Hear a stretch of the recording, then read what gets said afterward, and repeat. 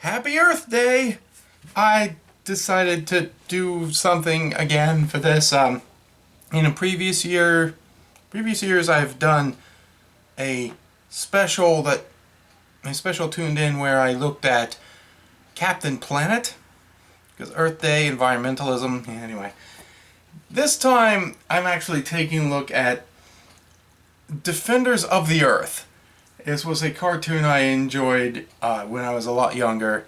It's a 1986 production, but I caught it on like reruns on like the Sci-Fi Channel. But this was a heck of a lot of fun. It doesn't have the environmentalism message of Captain Planet, so it's just because it has Earth in the title is why I'm doing this, rather than any actual Earth Day thing. But anyway, welcome to Tuned In. I'm Joe. A show where I take a look at cartoons, no matter how new, no matter how old, no matter the cost. And, Defenders of the Earth was produced based off of King Features. The King Features Syndicate, the old comic book company. It brought you the characters of Flash Gordon, the Phantom, Mandrake the Magician. I think only the Phantom is actually running comics now. Still? Anyway, but this was a show that combined them together. It was an ambitious project in the mid to late 80s that beat the Avengers to the punch quite a bit. Yeah, it had all the King Syndicate features. King Features Syndicate characters put together long before the Marvel MCU. And it was a heck of a lot of fun. It lasted 65 episodes. And had a short-lived comic series actually produced by Marvel through their Star Comics subsidiary, I guess you could call it. Showed reruns on the Sci-Fi Channel, and that's what I said. But yeah, the show actually had not only Flash Gordon, the Phantom, and Mandrake, but also Mandrake's assistant, the strongman Lothar.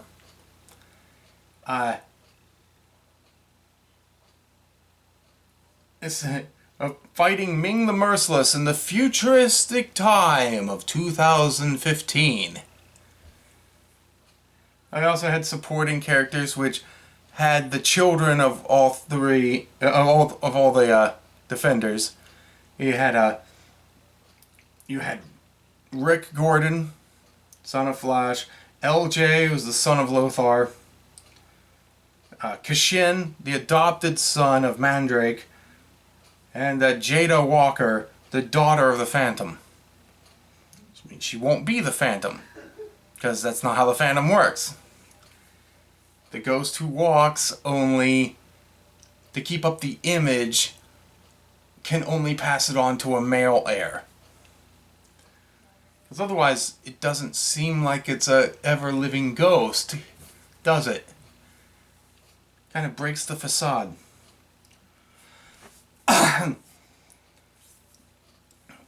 It's kind of interesting. The show had really, really good main title music. The main title music actually had Stan Lee of Marvel Comics writing the lyrics, which was kind of fun. There's a nice little trivia there. Sometimes I do have to level with you. Sometimes I do love getting a lot of factoids by having the Wikipedia page open here. And a lot of stuff I pull from memory, but it is helpful for all the little tiny little nitpicks, like bits like that. That is a fun thing. Stan Lee wrote the lyrics. That theme song bops. Okay, good on ya. But yeah, the main villain was Ming the Merciless. he has exhausted all of his natural resources on his home planet Mongo, and therefore wanted to exploit Earth. And they constantly fight Ming. I'm sure. Let's see. I can't remember any episode where they didn't fight Ming. Did they have any other villains?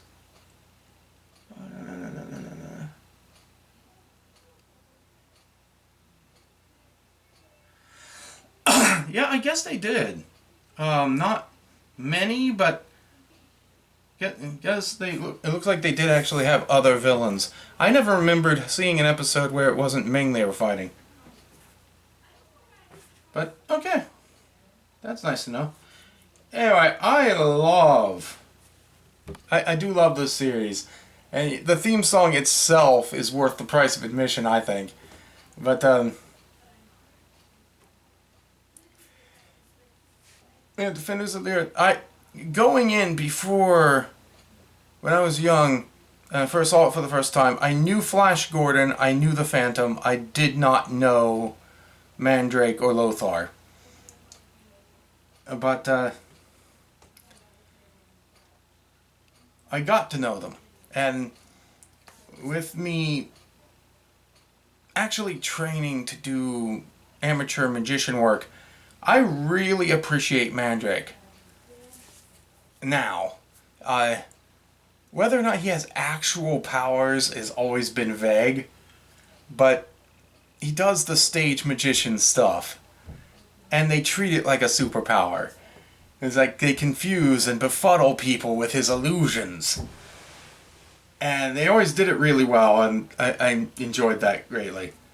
The Phantom, of course, has a little bit of animal affinity, and that weird mysticism. Always the ghost who walks, immortal undead guy. Not really. But good way to spook villains. Flash Gordon, intrepid space hero. That the old serials, the pulp series, they were amazing, and we know from his solo movie back in like the 70s that Flash Gordon was a special kind of awesome. I think he started in the 30s or 40s. When did Flash Gordon get started? When did... Oh, 34. Flash Gordon started. Okay. Yeah, I knew he was one of the early ones. And the Phantom, 36. Mandrake? When did Mandrake get started? 34. Okay. Alright then. But yeah, the Defenders of the Earth. If you can find... There are places you can find the entire series available for free. So, you know, that's... Just enjoy it for your own sake. Check it out. See if it's for you. If you like older style cartoons, you may very well love Defenders of the Earth. And that's going to do it for my Earth Day special episode. And I